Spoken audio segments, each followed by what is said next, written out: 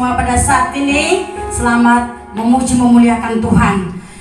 Firman Tuhan berkata, di mana 2-3 orang berkumpul di dalam namanya, Yesus Allah yang kita sembah, Dia ada bersama kita. Dia ada di tengah-tengah kita. Oleh sebab itu Bapak Ibu Saudaraku, kita mau siapkan hati kita. Kita rendahkan hati kita di hadapan Tuhan. Supaya Allah yang kita sembah, Dialah Allah yang layak diagungkan, dipermuliakan dalam hidup kita. Dialah Bapa kita yang begitu mengasihi kita. Hari lepas hari disertai setiap perjalanan-perjalanan kita. Kita rendahkan hati kita. Haleluya, haleluya. Katakan Aba Bapa, Kaulah segalanya Tuhan.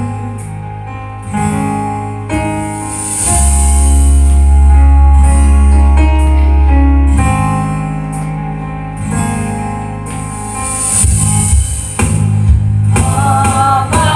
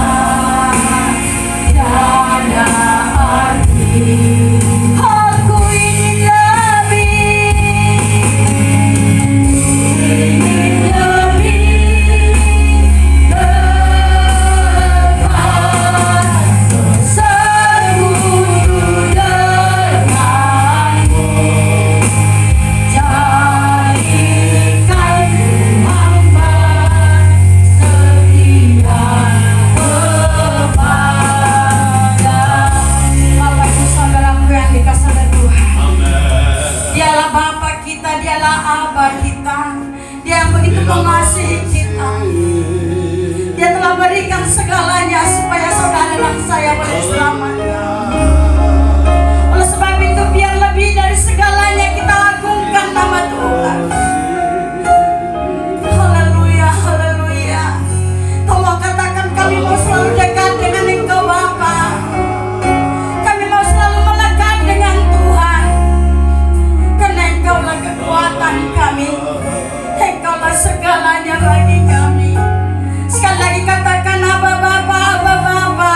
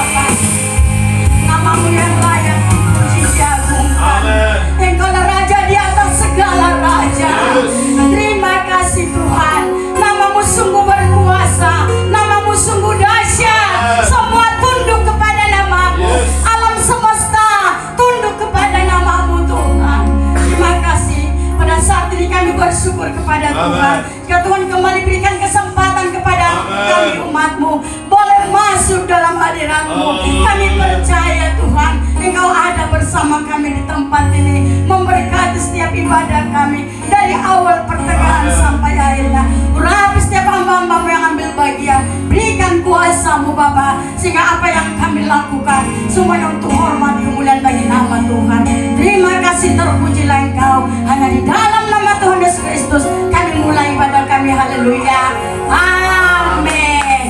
Silakan duduk Bapak Ibu. Shalom. Shalom. Kita tetap bangga, kita tetap bersyukur. Amen. Jika kita masih boleh ada saat ini. Amen. Dan bahkan kita masih diberi kesempatan untuk melaksanakan ibadah onsite. Amen. Sekalipun kita tahu hari-hari ini begitu banyak atau begitu sangat banyak yang terpapar COVID-19 varian Omikron, saudara, dan banyak saat ini yang merasa mencekam, dan gereja-gereja juga ada beberapa yang akhirnya meniadakan ibadah onsite. Namun saya percaya kita semua tetap dijaga dan dilindungi oleh Tuhan. Amin. Mari saat ini saudara, kita buka Alkitab kita di dalam Kisah Para Rasul 4 ayat 7 sampai ke 13. Tema firman Tuhan saat ini adalah berkobar-kobar bagi Tuhan. Amin. Kita mau berkobar-kobar bagi Tuhan. Amen. Seperti jemaat yang mula-mula, saudara. Kenapa gereja begitu berkembang dan sampai saat ini tak bertahan? Bukan karena fasilitas, bukan karena ada kemudahan-kemudahan, bukan karena ada kekerasan atau dia laksanakan dengan kekuasaan, tetapi karena semua jemaat yang mula-mula memiliki hati yang berkobar-kobar. Saya percaya jemaat di Gaza akan terus berkembang. Jemaat akan semakin bertumbuh dan membawa jiwa-jiwa dalam karya Tuhan. Ketika kita semua jemaat Tuhan boleh memiliki hati yang berkobar-kobar. Amin. Demikian bunyi firman Tuhan dalam Kisah Rasul pasal yang keempat ayat yang ke-7 sampai ayat yang ke-13. Lalu Petrus dan Yohanes dihadapkan kepada sidang itu dan mulai diperiksa dengan pertanyaan ini. Dengan kuasa manakah atau dalam nama siapakah kamu bertindak demikian itu? Ayat 8. Maka jawab Petrus penuh dengan Roh Kudus, hai pemimpin-pemimpin umat dan tua-tua, jika kami sekarang harus diperiksa karena suatu kebajikan kepada seorang sakit dan harus menerangkan dengan kuasa manakah orang itu disembuhkan, maka ketahuilah oleh kamu sekalian dan oleh seluruh umat Israel bahwa dalam nama Yesus Kristus orang Nazaret yang telah kamu salibkan tetapi yang telah dibangkitkan Allah dari antara orang mati, bahwa oleh karena Yesus itulah orang ini berdiri dengan sehat sekarang di hadapan kamu. Yesus adalah batu yang dibuang oleh tukang-tukang bangunan, yaitu kamu sendiri. Namun ia telah menjadi batu penjuru. Ayat 12. Dan keselamatan tidak ada di dalam siapapun juga selain di dalam Dia, sebab di bawah kolong langit ini tidak ada nama lain yang diberikan kepada manusia yang olehnya kita diselamatkan. Ketika sidang itu melihat keberanian Petrus dan Yohanes dan mengetahui bahwa keduanya orang biasa yang tidak terpelajar, heranlah mereka, dan mereka mengenal keduanya sebagai pengikut Yesus. Haleluya. Luar biasa saudara, orang biasa yang tidak terpelajar, yaitu murid-murid Tuhan Yesus, ternyata membuat orang-orang pintar, orang-orang berpengaruh, pejabat-pejabat menjadi terheran-heran. Amin. Dan saya percaya ketika hati kita berkobar-kobar bagi Tuhan, mungkin kita dipandang oleh dunia hanya orang-orang biasa yang tidak terpelajar, tapi lewat hidup kita kuasa Tuhan dinyatakan dan orang-orang itu akan terheran-heran. Dan mereka tahu bahwa siapa kita tidak memiliki gelar yang sederet.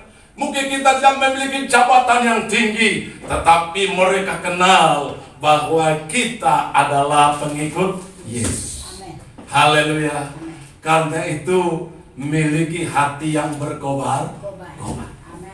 Kalau kita memiliki hati yang berkobar-kobar, maka kita memiliki semangat yang tidak dapat dihentikan. Itu yang kita lihat pada jemaat yang mula-mula, khususnya rasul-rasul pada saat ini. Mereka dilarang berbicara tentang nama Yesus. Tetapi mereka tidak peduli dengan larangan itu. Karena hati mereka tidak bisa dihentikan untuk terus berbicara. Bagaikan air yang mendidih. Semakin dihambat, semakin ditutup, maka ledakannya semakin besar. Itulah hati yang berkobar-kobar. Saya rindu kita semua memiliki hati yang berkobar-kobar. Saya bisa menggambarkan bagaimana hati yang berkobar-kobar itu. Sehingga dia tidak terlalu peduli dengan apa yang sedang dialami. Tidak peduli dengan rintangan yang dihadapi. Dulu ketika saya masih anak-anak tinggal di desa, saudara. Dan kami biasanya cari burung, saudaraku, sebagai tempat atau waktu untuk senggang kita mencari hiburan, saudara.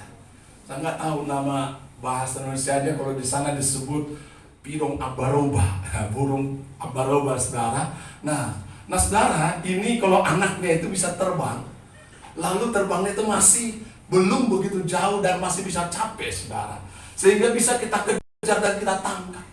Saudara, di sana ada semak-semak, saudara, lalu kita lari, saudara, untuk menangkap, mengejar dia. Lalu di sana tanah nggak seterata yang ada di Jakarta ini, bukit-bukit, kadang-kadang ada lubang, saudara. Ada di sana rumput-rumput, ya ada disebut sapil-pil, saudara. Lalu kita lari, saudara. Lari terus mengejar mata kita ke sana. Saudara, kita tidak peduli bahwa ternyata kaki kita sudah pada lecek, sudah luka, saudara. Mungkin sudah ada duri di kaki, tapi kita nggak begitu rasakan. Kenapa? Kita begitu memiliki hati yang ingin mendapatkan burung ini.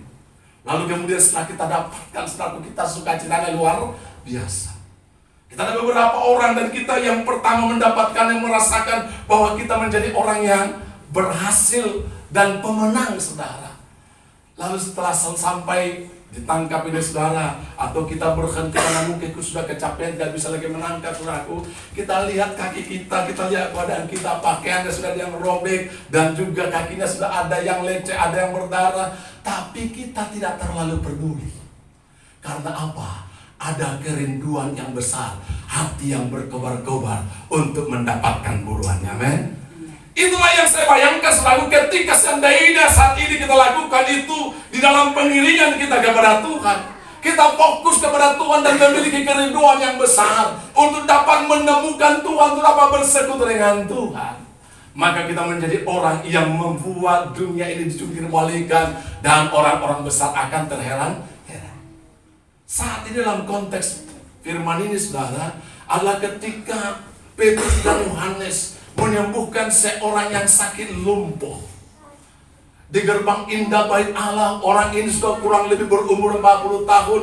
Lalu kemudian mereka mendoakannya dalam nama Tuhan Yesus Kristus, dan orang itu sembuh. Orang itu meloncat-loncat, orang itu mengalami mujizat, dan semua orang berduyun-duyun hendak begitu mengagumi dan begitu heran kepada Petrus dan Yohanes. Tetapi Petrus dan Yohanes kemudian berbicara sesuatu yang pada saat itu dilarang. Mereka tidak terlalu peduli dengan larangan itu. Berbicara tentang nama Yesus yang telah bangkit dan disalibkan itu. Amin. Nama Yesus yang telah disalibkan dan dibangkitkan oleh Allah. Semua orang mengatakan, bagaimana kamu bisa menyembuhkannya? Kenapa kamu, Petrus mengatakan, kenapa kamu begitu heran? Bahwa orang ini seolah-olah kan yang menyembuhkannya. Ketahuilah, dia sembuh oleh karena satu nama. Nama Yesus Kristus. Amin. Karena nama Yesus tetap berkuasa sampai selama-lamanya. Dan karena itulah, saudara, mereka dipanggil dan diperhadapkan kepada penguasa, imam-imam kepala, kepada ahli-ahli Taurat saat itu, saudara, diperhadapkan. Dan mulai mereka diselidiki dan mulai ditanya, diinterogasi. Kenapa kamu masih berbicara tentang nama itu? Bagaimana kau bisa menemukan orang itu? Dan dengan tegas berkata, jika hari ini aku harus mempertanggungjawabkan sesuatu kebajikan, ketahuilah bahwa orang itu disembuhkan oleh karena nama Yesus Kristus. Amin. Karena di bawah kolong langit tidak ada nama lain yang olehnya kita diselamatkan. Haleluya. Saya rindu ini yang ada dalam hati kita. Sehingga kita terus berbicara tentang Yesus. Dengan situasi dalam keadaan apapun, Paulus berkata, kita harus tetap menyampaikan firman, menyampaikan Injil, baik atau tidak baik waktunya. Amin. Kita tetap berbicara tentang nama Yesus, baik atau tidak baik waktunya. Karena apa? Hati kita berkobar-kobar. Hari ini saya rindu bagaimana supaya kita memiliki hati yang berkobar. Haleluya. Siap memiliki hati yang berkobar-kobar bagi Tuhan. Nah, yang pertama selaku supaya kita memiliki hati yang berkobar-kobar, tidak ada jalan lain. Yang pertama adalah kita harus memiliki kehidupan doa. Amin. Ini yang pertama, saudara, bahwa memang untuk kita bisa memiliki hati yang berkobar-kobar, kita harus memiliki kehidupan doa. Doa adalah sarana yang diberikan Tuhan untuk kita dapat bersekutu dengan Tuhan. Dan di dalam doa itu, yang pertama, kita harus menyadari bahwa Tuhan adalah kebutuhan utama dan terutama dalam diri kita. Kita merindukan Tuhan lebih daripada segalanya. Amin. Doa bukan sekedar sebuah deretan permohonan kepada Tuhan. Doa bukan supaya sekedar kita diberkati oleh Tuhan. Tapi doa adalah kita panjatkan karena kita sadar bahwa itulah kebutuhan utama kita. Amin. Itulah kebutuhan utama kita. Itulah kerinduan kita lebih daripada segalanya. Kenapa? Dalam Yohanes pasal 15 ayat 1 sampai 8. Kita lihat di situ bagaimana Yesus menggambarkan hubungan kita dengan Allah. Bahwa Allah telah menciptakan manusia untuk dapat bersekutu dengan Tuhan. Supaya manusia tak melekat kepada Tuhan, ini harus kita sadari. Amin. Manusia itu tidak dapat hidup tanpa Tuhan.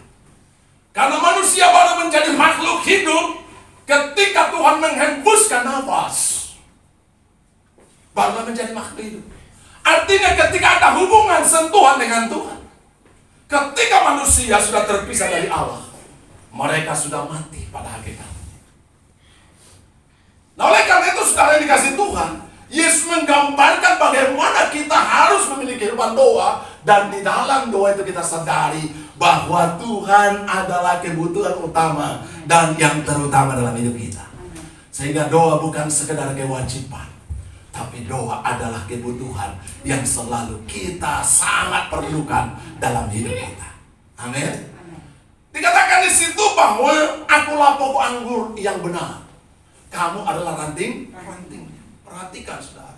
Yesus menggambarkan hubungan kita dengan Allah adalah seperti pokok dengan ranting. Ditegaskan di situ bahwa ranting itu tidak akan mungkin dapat bertahan hidup, apalagi mengeluarkan buah, kalau ia tidak lengket dengan pohon. Seluruh kebutuhan yang diperlukan oleh ranting itu dapat bertahan hidup dan mengeluarkan buah datang dari hubungannya dengan pohon itu. Jadi karena itu, yang pertama ketika kita berdoa, kita harus berkata, ini kebutuhan utama saya. Aku sangat memerlukan Tuhan. Itu sebabnya kalau saudara baca Mazmur, bagaimana Daud dikatakan seperti rusa yang merindukan air, demikian jiwaku merindukan Tuhan. Hanya Kau yang kuingini di bumi dan di surga. Pagi-pagi benar, sebelum matahari terbit, aku sudah datang mencari Tuhan dan mempersembahkan korban kepadanya. Karena apa? Karena Daud tahu bahwa kebutuhan utama dan terutama dalam dirinya adalah Tuhan. Amin. Hari ini mari saudara, kita memiliki kehidupan doa. Jangan katakan saya sudah berdoa sekian lama, kok saya belum mendapatkan apa yang saya minta. Saya katakan kepada kita, tujuan doa kita bukan sekedar supaya Tuhan memberikan apa yang kita inginkan. Bukan. Kalau itu yang kita miliki, maka kita akan menjadi kecewa. Tapi kita harus tahu, aku harus berdoa. Aku harus selalu lengket dengan Tuhan, karena aku tidak dapat hidup tanpa Tuhan. Amin. Itu sebabnya Martin Luther berkata bahwa doa itu bagaikan nafas kehidupan. Berhenti berdoa berarti bernapas. Berhenti bernapas artinya mati. Dan itu yang dikatakan oleh Tuhan. Sebab di luar aku, dalam Yohanes pasal yang ke-15 itu ayat yang ke-4 dan ke-5 dikatakan, tinggallah di dalam aku dan aku dalam kamu, sama seperti ranting tidak dapat berbuah dari dirinya sendiri. Perhatikan, ranting tidak dapat berbuah dari dirinya sendiri kalau tidak tinggal pada pokok anggur. Demikian juga kamu tidak berbuah jikalau kamu tidak tinggal dalam aku. Akulah pokok anggur dan kamulah ranting-rantingnya. Barang siapa tinggal di dalam aku, ia dan aku di dalam dia, ia berbuah banyak. Kenapa? Sebab di luar aku kamu tidak dapat berbuat apa-apa. Amin. Ini harus kita tenangkan. Aku tidak bisa hidup tanpa Tuhan. Amin. Dalam renungan minggu lalu saya sampaikan di situ, saudara, kalimat singkat. Ketika kita merasa bisa berbuat sesuatu tanpa Tuhan, kita merasa kuat tanpa Tuhan, dan kita melangkah tanpa minta tuntunan Tuhan, membuat keputusan tanpa mohon tuntunan Tuhan, sebenarnya saat itu kita sedang lemah dan menuju kepada kegagalan. Nah, ini perlu pertama saudara kita pahami. Untuk hati kita berkobar-kobar, sadarlah kebutuhan kita, yaitu Kristus atau Tuhanlah kebutuhan kita. Di dalam doa kita mencari kehendak Tuhan, bukan memaksakan kehendak sendiri. Amin. Banyak orang kecewa, saudara. Kenapa? Karena bukan mencari kehendak Tuhan dalam doa, tetapi ingin memaksa Tuhan untuk dapat melaksanakan apa yang diingini. Bahkan ingin menyogok Tuhan, aku akan berpuasa supaya apa? Supaya keinginanku dapat terpenuhi. Saudara, itu tidak tepat. Tetapi supaya kita mengerti kehendak Tuhan, sehingga kita berkata, aku mau masuk kepada kehendak. Amin. Doa itu kita datang kepada Tuhan. Minggu lalu saya sampaikan kita menyembah, kita masuk dalam hadirat Tuhan, sehingga kita dapat melihat segala sesuatu dari sudut pandang Allah. Nah, ketika kita berdoa, maka kita mengerti kehendak Tuhan, sehingga mampu untuk dapat berkata tidak kepada kehendak sendiri. Dan itulah yang diperhatikan Tuhan Yesus. Amin. Bukan kehendakku, melainkan kehendakmu yang jadi. Itu yang pertama yang harus kita miliki. Mau memiliki hati yang berkobar-kobar, haleluya, maka milikilah kehidupan doa. Mulai saat ini, jadikan Tuhan menjadi kebutuhan utama dan terutama. Mencari Tuhan sebagai sesuatu yang paling kita butuhkan dalam hidup ini. Dan di dalam doa, kita selalu bertanya apa yang Tuhan kehendaki, sehingga kita bisa berkata, bukan kehendakku, melainkan kehendak-Mu lah yang jadi. Dan yang kedua, bagaimana supaya kita memiliki hati yang berkobar-kobar, sehingga kita terus berlari, tidak begitu terganggu dengan ada rintangan, ada hambatan, tapi kita akan terus berlari untuk mengikuti Tuhan, saudara. Kita melayani Tuhan dengan terus mencapai berlari seperti Paulus. Yang kedua, saudara, miliki pikiran Kristus. Haleluya. Miliki pikiran Kristus. Apa yang pikiran Kristus? Dalam Filipi pasal 2 ayat 3 sampai 4 dikatakan di situ, saudaraku, dia tidak mencari kepentingan sendiri. Amin. Yang pertama, tidak mencari kepentingan sendiri atau pujian yang sia-sia. Tidak hanya berdiri berpikir tentang apa yang aku dapat, apa yang aku peroleh, bagaimana aku supaya memperoleh, tetapi saudara, kita selalu mau seperti Yesus memiliki pikiran untuk menganggap orang lain lebih utama daripada diri sendiri. Haleluya. Ya, dengan tidak mencari kepentingan diri sendiri atau pujian yang sia-sia. Sebaliknya, hendak dengan rendah hati yang seorang menganggap apa? Yang lain lebih utama daripada dirinya sendiri. Itu pikiran Kristus. Kenapa Yesus sampai datang ke dunia? Ya toh? Dia rela berkorban. Apa yang dibutuhkan saudara? Hari ini kita akan masuk dalam perjamuan kudus. Kita akan mengingat kembali dan disegarkan dalam pikiran kita bagaimana tubuhnya dipecahkan, darahnya dicurahkan. Apa yang dibutuhkan, diharapkan Yesus daripada manusia? Jawabannya tidak ada. Karena ia sudah sempurna daripada kekekalan sampai kepada kekekalan. Dia tidak memiliki apa-apa, tapi inilah pikiran Kristus. Dia tidak memikirkan dirinya sendiri, tapi dia menempatkan manusia begitu penting, saudara dan saya. Begitu penting di mata Tuhan. Amin. Karena apa? Karena dia tidak memikirkan kepentingannya. Dalam keluarga, suami istri seringkali ribut. Kenapa? Karena di sana ada yang mementingkan kepentingan sendiri. Suami merasa bahwa dia harus lebih mendominasi, harus lebih didengarkan, lebih ditaati. Istri merasa bahwa saya harus lebih dikasih, diperhatikan dan sebagainya. Saling menuntut, membuat terjadi pertengkaran. Tapi mari hari ini sedang belajar daripada Kristus, memiliki pikiran Kristus. Kristus bukan menuntut, tetapi memberi. Dia tidak meminta kepada dirinya untuk dihargai, tetapi dia menghargai orang lain. Yang kedua, pikiran Kristus adalah kesukaannya melakukan kehendak Bapa. Amin. Inilah saudara bagaimana aku dapat melakukan kehendak Bapa. Yang adalah pikiran Kristus adalah bagaimana supaya kehendak Bapa dapat diwujudkan di dalam seluruh kehidupannya selama ia menjelma menjadi manusia di tengah-tengah dunia ini. Itu sebabnya ketika mereka berkumpul saudaraku, dan kemudian murid-muridnya berkata, bukankah engkau sudah lapar? Maka dikatakan saudara, dalam Yohanes pasal 4:34 dikatakan begini, makananku ialah melakukan kehendak Bapa. Haleluya. Apa yang membuat saudara suka? Apakah saudara begitu suka ketika semua kita miliki? Harusnya kita berkata, kesukaanku ketika aku dapat melakukan kehendak Bapa. Aku dapat memberikan kasih kepada orang-orang yang membutuhkan. Aku dapat menjadi berkat bagi banyak jiwa-jiwa. Aku dapat membawa orang atau membawa jiwa untuk datang kepada Tuhan. Amin. Harusnya itu.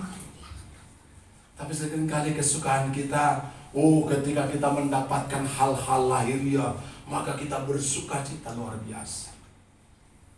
Saudara, saya mau sampaikan kepada kita, kalau bukan kita dalam Tuhan, kalau kita tidak memiliki pikiran Kristus, maka sesuatu apapun saudara, itu tidak akan dapat memuaskan hati kita. Saya terkejut membaca sebuah berita saudara, pada seorang yang sangat terkenal, sangat diberkati, usianya masih 30 tahun, Chelsea Christie, yang ada di Amerika. Sekarang dia seorang yang sebagai putri yang sangat atau universe pada saat itu saudara untuk Amerika Serikat, dan dia dinobatkan sebagai putri di Amerika Serikat saudara, dan mereka memiliki begitu banyak kesempatan dan tinggal di apartemen yang sangat mewah menurut ukuran manusia tidak yang kurang. Tapi kemudian saudaraku, pada hari Minggu yang lalu ternyata dia tergeletak di trotoar karena dia loncat dari lantai 29 di apartemen mewah yang dia tempati. Saudara, kenapa? Semua orang heran, semua orang begitu penuh pertanyaan. Tapi saya mau jawab kepada kita bahwa kesukaan kita haruslah mentaati kehendak Bapa. Kalau segala sesuatu kita peroleh tapi kita tidak taat kepada Bapa, maka semuanya itu tidak berarti. Apalah artinya seseorang memiliki seluruh dunia ini kalau jiwanya binasa. Amin saudara. Nah, ini yang harus kita tanamkan. Karena itu saat kita memiliki pikiran Kristus, boleh aku kehilangan segalanya, tapi aku tidak boleh kehilangan ketaatan kepada Bapa. Aku harus taat kepada Bapa.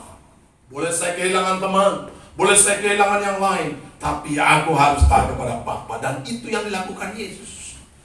Dia taat kepada Bapa ketika semua orang mengelu-elukannya dan ingin memaksanya menjadi raja duniawi. Setelah mereka bangsa Israel melihat bagaimana kuasa Tuhan menyembuhkan banyak orang dan memberikan makan 5.000 orang, ada 2 ekor ikan dan 5 ketol roti. maka semua memaksanya untuk menjadi raja. Saudara bisa baca dalam Yohanes pasal 6. Semua memaksanya, saudara. Tapi dia sudah menolak. Hasilnya apa? Semua meninggalkan dia. Hanya tinggal ke-12 muridnya.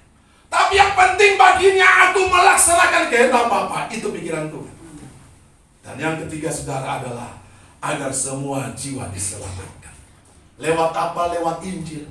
Karena itu kita harus beritakan Injil. Karena dalam Roma pasal 1 ayat 16 sampai 17 dikatakan Injil itu adalah kekuatan Allah yang menyelamatkan. Dan orang yang percaya harus hidup oleh iman. Amin. Jadi karena itu semua kita harus punya kerinduan agar semua orang diselamatkan. Katakan dalam diri kita, satu jiwa Tuhan harus saya menangkan bagi Tuhan. Amin. Jangan ada puas datang ke gereja dan kemudian kita berkata, sudah, yang penting saya selamat. Itu bukan pikiran Kristus. Yang penting saya masuk surga. Itu bukan pikiran Kristus. Tapi pikiran Kristus, saya mau bawa semua jiwa untuk Tuhan. Dan kita sebagai anak Tuhan, mari katakan kepada diri kita, tahun ini saya harus bawa jiwa untuk Tuhan. Minimal 1 jiwa. Ya Pak Pangribu ya. Amin. Instan. Itu pikiran Kristus. Kenapa Tuhan sampai datang dalam dunia ini? Karena begitu besar kasihnya. Dia tidak rela melihat semua manusia binasa, tetapi dia berikan selaku nyawanya, supaya barang siapa yang percaya kepada tidak binasa, melainkan beroleh hidup yang kekal. Itu sudah pikiran Kristus. Bagaimana kita mendapatkan pikiran Kristus? Jawabannya adalah kita membaca dan merenungkan firman Tuhan. Yesus memiliki pikiran Allah bukan karena dia Allah, tetapi karena dia selalu berpegang merenungkan firman Tuhan. Karena ketika dia datang ke dalam dunia ini, dia mengosongkan dirinya. Dia sama dengan kita. Nah karena itu saudaraku, dia merenungkan firman Tuhan. Sehingga ketika dia berumur 12 tahun, bertemu dengan ahli-ahli Taurat, imam-imam di bait Allah, mereka berdiskusi. Dia sudah menguasai firman Tuhan. Sampai mereka heran, siapa orang ini? Begitu dia memahami firman Tuhan. Karena apa? Karena dia membaca dan merenungkan firman Tuhan. Ketika ia dicobai oleh iblis, ada yang dilakukan saudara? Semua dijawab dengan firman Tuhan. Robahlah batu ini menjadi roti. Tuhan berkatakan bukan, sebab manusia hidup bukan dari roti saja. Marilah saat ini melompat dari bumbungan bait Allah, karena engkau akan tetap ditatang oleh malaikat-malaikat. Dia katakan firman Tuhan berkata, jangan mencobai Tuhan Allah. Lalu iblis tidak puas, dia katakan, sebab aku seluruh dunia ini akan kuberikan kepadamu. Dia menjawab lagi, firman Tuhan berkata, hanya engkau menyembah Tuhan Allah. Amin. Mari saudara, di dalam seluruh hidup kita dikuasai firman Tuhan. Lewat apa? Lewat membaca dan merenungkan firman. Sudahkah membaca firman Tuhan hari ini dalam minggu ini? Berapa pasal yang saudara baca, saudara? Karena kita boleh memiliki pikiran Kristus ketika kita membaca Alkitab. Baca buku-buku harus, tetapi yang tidak boleh ditinggalkan adalah baca Alkitab. Dan yang ketiga, yang terakhir, bagaimana supaya kita memiliki hati yang berkobar-kobar, adalah kita harus berani bayar harga. Amin. Kita harus berani bayar harga, saudara. Kekristenan bukan agama yang aman. Banyak orang berpikir, wah kok Kristenan begini, saya mau menjadi orang Kristen, maka semua masalah akan tersikir. Tidak. Saya mau katakan kepada kita, kekristenan bukan agama yang aman. Kalau saudara mau cari aman, supaya tidak ada gangguan datang menjadi orang Kristen, saudara akan kecewa. Dari sejak kekristenan hadir, dia mengatakan, aku membawa pedang. Ada aniaya, ada berusaha untuk bisa menekan. Dan bahkan kalau sudah baca kisah para rasul, harta mereka diambil, bahkan nyawa saudara mereka dibunuh. Ingat Stefanus, saudara. Tetapi saudara, mereka bayar harga. Lihat, Stefanus memiliki hati yang berkobar-kobar. Dia bayar harga. Ketika dia dirajam dengan batu, dia tidak menangis, dia tidak menjerit, dia tidak cari pengacara, dia tidak maki-maki, tidak mengutuk, saudara. tapi dia tersenyum melihat ke sorga. Karena apa? Dia memiliki hati yang berkobar. Haleluya. Mari saudara, memiliki hati yang berkobar-kobar. Untuk dapat memiliki hati yang berkobar-kobar, kita harus sadar, berani bayar harga. Dan kita harus tanamkan bahwa menjadi orang Kristen bukan berarti kita mencari amalan dunia ini. Yesus memberikan siara, saudara. Kita harus rela memberikan segalanya untuk Tuhan kalau kita mau mengikuti Yesus. Matius pasal yang ke-16 24. Kita lihat di situ, saudara, bagaimana Yesus mengatakan barang siapa mau mengikut aku. Ya. Matius pasal yang ke-16 24. Nah, lalu Yesus berkata kepada murid-muridnya, setiap orang yang mau mengikut aku, ia harus apa? Menyangkal diri dan memikul salib. Ayat selanjutnya dikatakan seperti itu. Karena barang siapa menyelamatkan nyawanya, ia akan kehilangan nyawa. Tetapi barang siapa kehilangan nyawanya karena aku, ia akan memperolehnya. Dalam Matius pasal yang ke-10 ditekankan juga di situ, saudara, ayat yang ke-37 sampai 39. Kita harus, saudara, mencantikan Tuhan yang terutama, dan itulah kerinduan kita yang utama. Kita rela kehilangan segalanya. Yang penting kita memiliki Yesus. Barang siapa mengasihi bapak atau ibunya lebih daripada aku, ia tidak layak bagiku. Jangan buat alasan untuk tidak datang kepada Tuhan, tidak datang ke gereja. Kita harus mengasihi bapak, kita harus mengasihi Tuhan lebih daripada segalanya. Ya, barang siapa mengasihi anak laki-laki atau perempuan lebih daripada aku, ia tidak layak bagiku. Saudara, itu sebabnya pertanyaan yang disampaikan oleh Yesus kepada kepada Petrus ketika ia sudah bangkit. Petrus, anak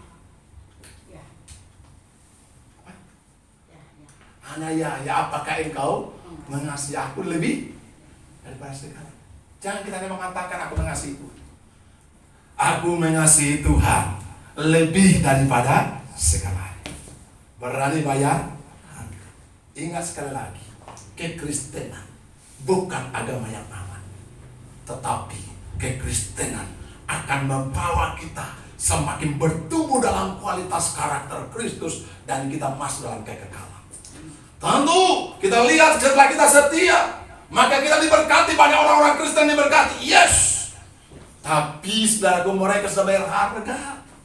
Ada pergumulan yang dihadapi. Nah saudara, mari siapkan hati kita.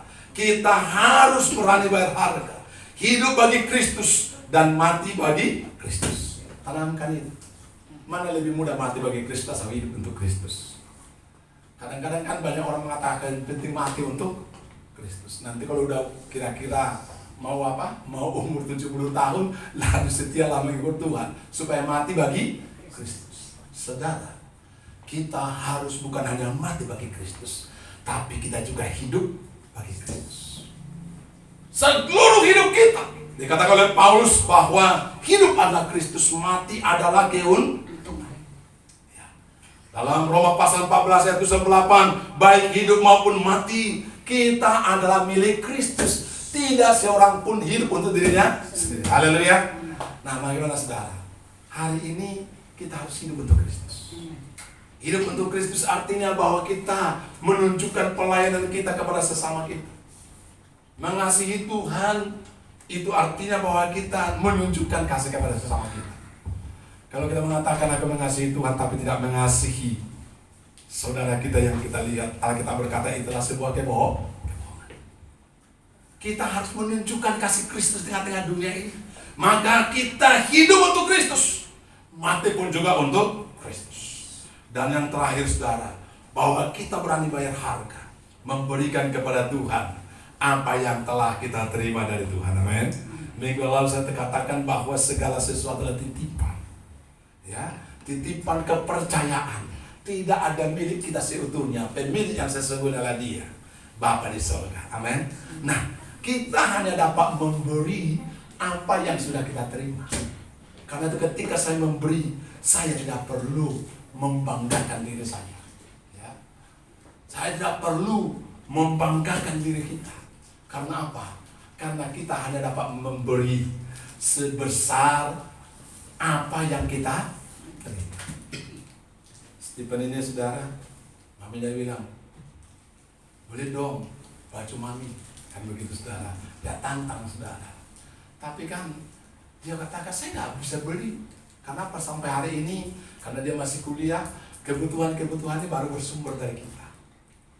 Dia katakan kalau saya udah kuliah, saya udah uang jajan, baru bisa saya sisihkan sedikit demi sedikit. Sekarang saya nggak kuliah saya kuliah secara daring, nggak ada transport. Nah, lalu dia bilang kasih sama saya supaya saya bisa belikan hadiah ulang tahun. Ya. Sebenarnya kadang-kadang diberikan oleh Ibu Gembala, saudara. Tapi sebenarnya yang diberikan itu adalah uangnya Ibu Gembala. Tapi dia memberi. Dan demikianlah sebenarnya kita kepada Tuhan. Memang ada kebanggaannya. Ketika Ibu Gembala ulang tahun, dia menyanyikan selaku ketika pulang dari pasar, dia dengan bangga membawa kue ulang tahun, dan dia katakan panjang umur. Ada kebanggaan. Padahal sebenarnya semua masih bersumber dari orang lain.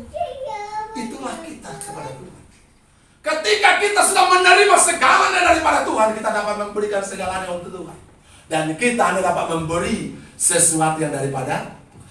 Dan ketika kita ternyata bisa memberi kepada Tuhan dan Tuhan begitu disukakan, maka Tuhan akan senang mempercayakan segalanya untuk kita.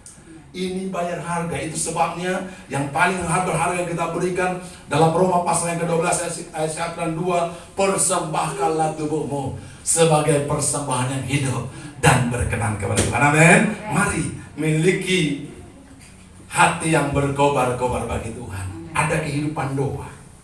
Lalu yang kedua, kita memiliki pikiran Kristus serta berani bayar harga. Kita masuk dalam perjamuan kudus.